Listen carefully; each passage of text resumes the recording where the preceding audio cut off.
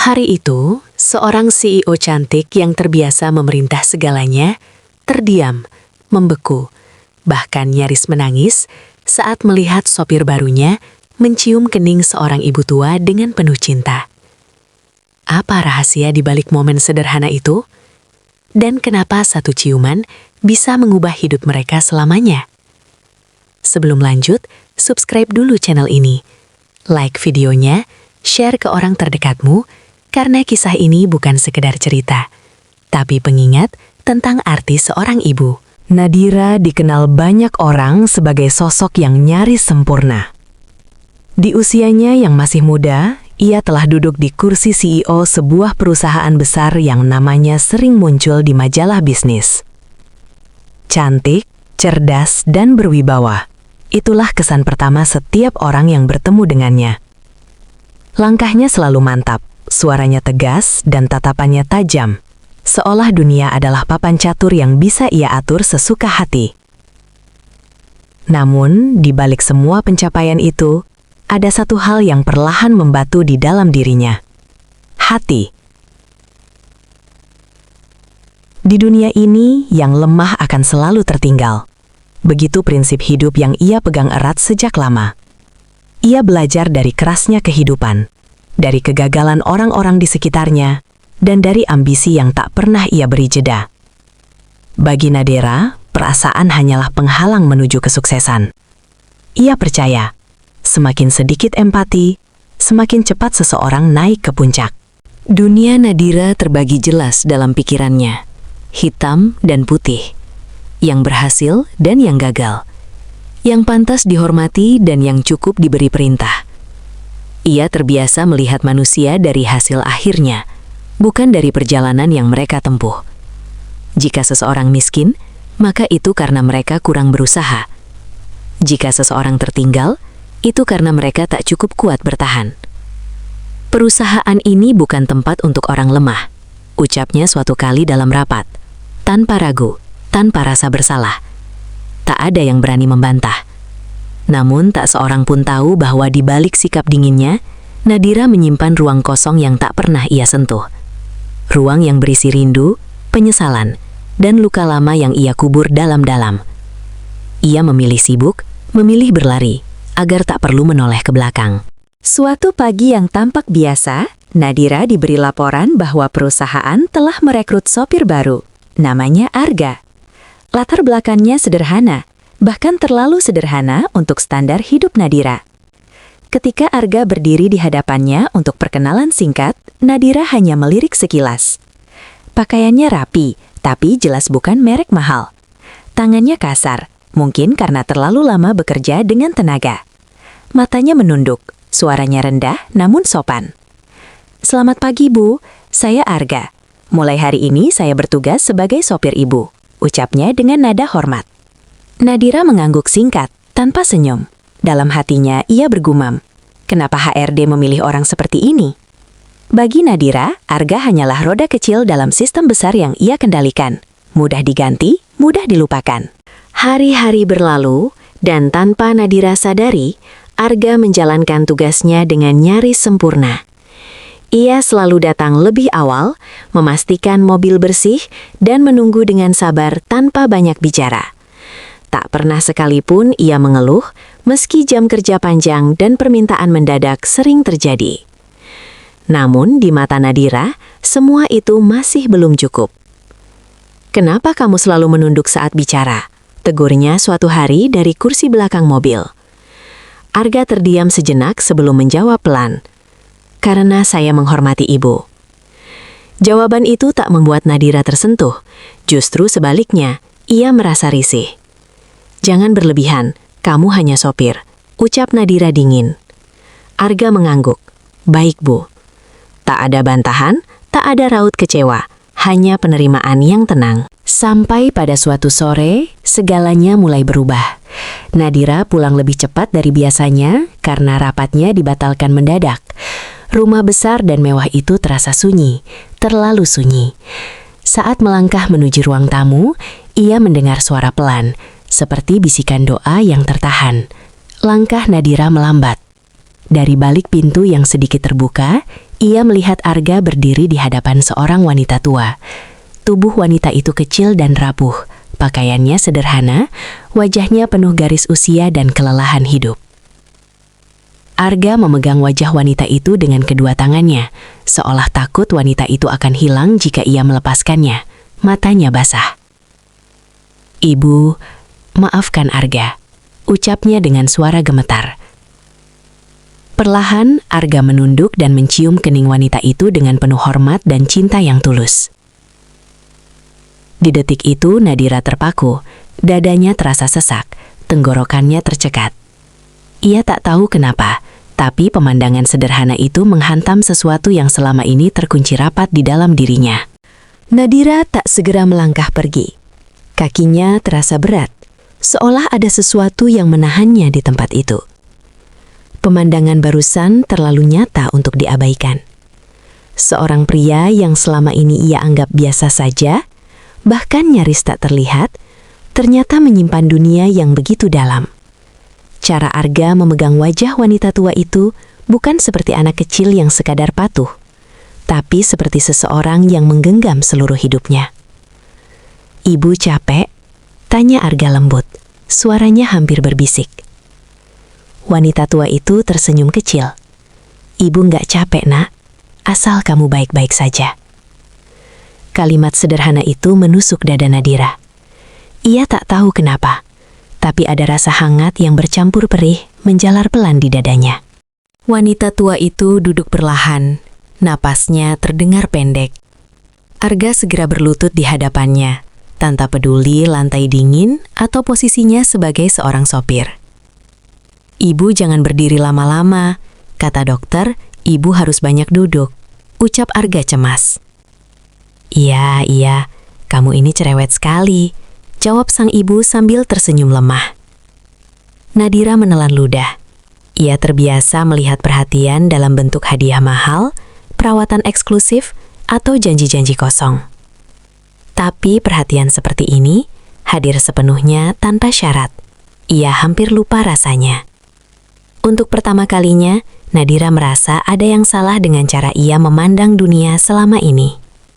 Tak sengaja, papan lantai berderit pelan saat Nadira bergeser. Arga menoleh. Wajahnya pucat seketika ketika menyadari kehadiran Nadira di sana. "Bu, saya tidak bermaksud." Nadira mengangkat tangannya, menghentikan kalimat Arga yang terputus-putus. Suaranya tak setegas biasanya. "Siapa beliau?" tanyanya pelan, hampir ragu. Arga menunduk dalam-dalam. "Ini ibu saya, Bu. Saya mengantar beliau karena hari ini kontrol ke rumah sakit." Wanita tua itu menoleh, menatap Nadira dengan mata penuh kerendahan hati. "Maaf ya, Nak, kami mengganggu." Kata mengganggu itu menghantam Nadira lebih keras dari tuduhan apapun. Rumah besar itu, semua kemewahan itu, tiba-tiba terasa kosong. Tidak mengganggu," jawab Nadira cepat, meski suaranya bergetar. Ia menatap wajah Ibu Arga lebih lama. Ada keriput, ada letih, tapi juga ada ketenangan yang sulit dijelaskan. "Anak saya ini orangnya nggak banyak bicara," ucap sang ibu lirih. "Tapi sejak kecil, dia selalu bilang, kalau hidupnya cuma satu tujuan." Nadira menoleh ke Arga. "Apa?" Arga mengusap matanya.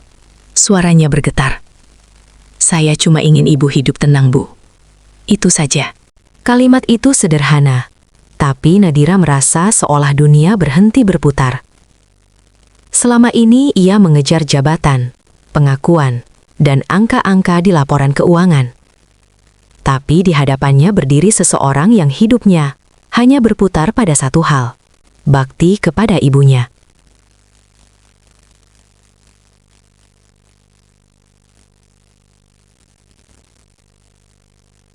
Arga. Suara Nadira melembut, jauh dari sosok CEO yang biasa dikenal semua orang. "Iya, Bu."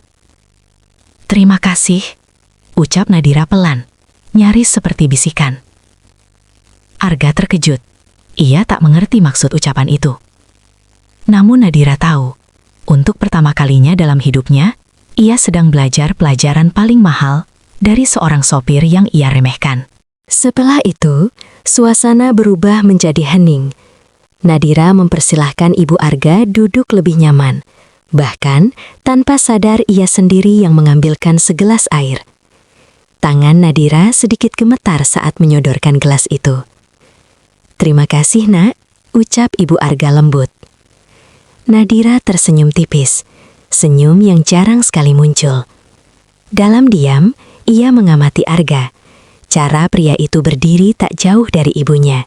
Selalu siaga, seolah dunia ini hanya berisi dua orang, dirinya dan sang ibu. "Sudah lama sakit?" tanya Nadira pelan. "Sudah bertahun-tahun," jawab Arga jujur. "Tapi ibu nggak pernah mengeluh." Ibu Arga terkekeh pelan. "Ngapain mengeluh, Nak? Selama masih bisa lihat anak sendiri pulang dengan selamat, ibu sudah bahagia." Kalimat itu membuat Nadira menunduk. Ada rasa panas di balik matanya. Ia teringat berapa kali ia pulang larut tanpa sempat menelpon ibunya dulu. "Arga ini anak baik," lanjut sang ibu.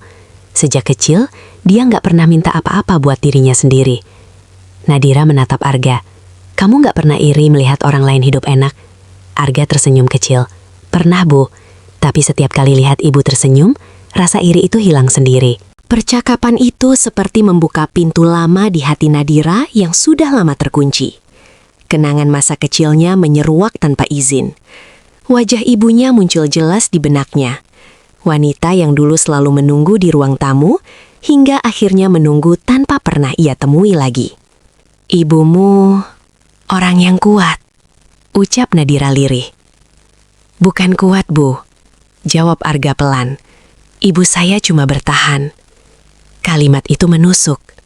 Nadira sadar, selama ini ia mengagungkan kekuatan, tapi lupa bahwa bertahan juga membutuhkan keberanian yang luar biasa. Hening kembali menyelimuti ruangan.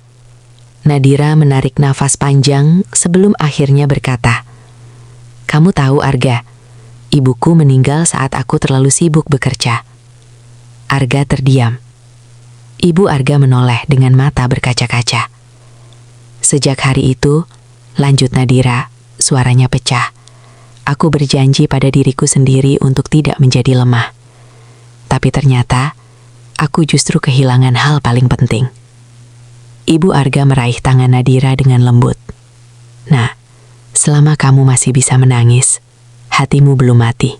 Kata-kata itu membuat air mata Nadira jatuh tanpa bisa ia tahan. Tak ada jabatan, tak ada kekuasaan. Hanya seorang anak yang merindukan ibunya. "Terima kasih sudah mengingatkan saya," ucap Nadira terisak. Arga menunduk hormat. "Saya tidak melakukan apa-apa, Bu." Namun Nadira tahu, hari itu hidupnya berubah. Bukan karena laporan bisnis atau kontrak besar, tapi karena sebuah pelajaran tentang cinta, pengorbanan, dan bakti seorang anak kepada ibunya. Dan untuk pertama kalinya, Nadira merasa ia ingin menjadi manusia, bukan hanya seorang CEO. Malam itu, setelah Ibu Arga tertidur di kamar tamu, Nadira duduk sendiri di ruang kerjanya. Lampu-lampu kota terlihat dari jendela besar, berkilau namun terasa dingin. Untuk pertama kalinya setelah bertahun-tahun, Nadira tidak membuka laptop atau membaca laporan keuangan. Ia hanya duduk, memeluk dirinya sendiri. Seandainya waktu bisa diulang, batinnya berbisik. Air mata jatuh lagi. Ia sadar, kesuksesan yang ia banggakan selama ini tak mampu menambal satu lubang besar di hatinya. Kehilangan seorang ibu tanpa sempat berkata cukup terima kasih. Keesokan paginya, Naira memanggil Arga ke ruangannya. Arga masuk dengan langkah hati-hati. Pikirannya dipenuhi rasa cemas. "Apakah saya melakukan kesalahan, Bu?" tanyanya pelan. Nadira menggeleng. "Tidak, Arga. Justru sebaliknya." Ia menarik nafas panjang. "Mulai hari ini, jam kerjamu saya ubah. Kamu harus lebih banyak waktu bersama ibumu." Arga terdiam, matanya membesar. "Bu, saya..." "Ini bukan permintaan," potong Nadira lembut. Ini keputusan. Tak berhenti di situ, Nadira menyiapkan sesuatu yang tak pernah Arga bayangkan. Ia mengurus pengobatan terbaik untuk Ibu Arga, tanpa potongan gaji, tanpa syarat apapun. "Kenapa Ibu melakukan semua ini?" tanya Arga dengan suara bergetar. Nadira tersenyum tipis. "Karena saya terlambat menyadari arti seorang ibu, dan saya tidak ingin kamu mengalami penyesalan yang sama." Arga menungguk dalam, air matanya jatuh ke lantai. Untuk pertama kalinya, ia merasa jerih payahnya tak lagi sendirian. Beberapa bulan berlalu, Ibu Arga mulai membaik. Senyumnya lebih sering muncul. Suatu sore, ia menggenggam tangan Adira erat-erat. "Terima kasih, Nak," ucapnya lirih. "Semoga Allah membalas semua kebaikanmu." Nadira tersenyum, kali ini tulus. "Doakan saya menjadi anak yang lebih baik, Bu." Di sudut ruangan, Arga menatap dua wanita itu dengan mata basah. Ia berbisik pada ibunya, "Bu, doa ibu benar-benar sampai ke langit." Hari itu, Nadira berdiri bukan lagi sebagai CEO yang dingin, melainkan sebagai manusia yang belajar merendah. Ia memahami satu hal yang selama ini luput dari pencapaiannya, bahwa kesuksesan sejati bukan tentang seberapa tinggi kita berdiri, melainkan seberapa dalam kita bisa menghargai orang yang berjasa dalam hidup kita. Di depan Ibu Arga, Nadira berjanji dalam hati, "Aku akan menebus waktuku dengan cara yang masih tersisa." Dan kisah ini mengajarkan kita semua, selama ibu masih ada, jangan pernah menunda untuk berbakti. Karena doa seorang ibu mampu mengubah nasib, bahkan melunakkan hati yang paling keras sekalipun.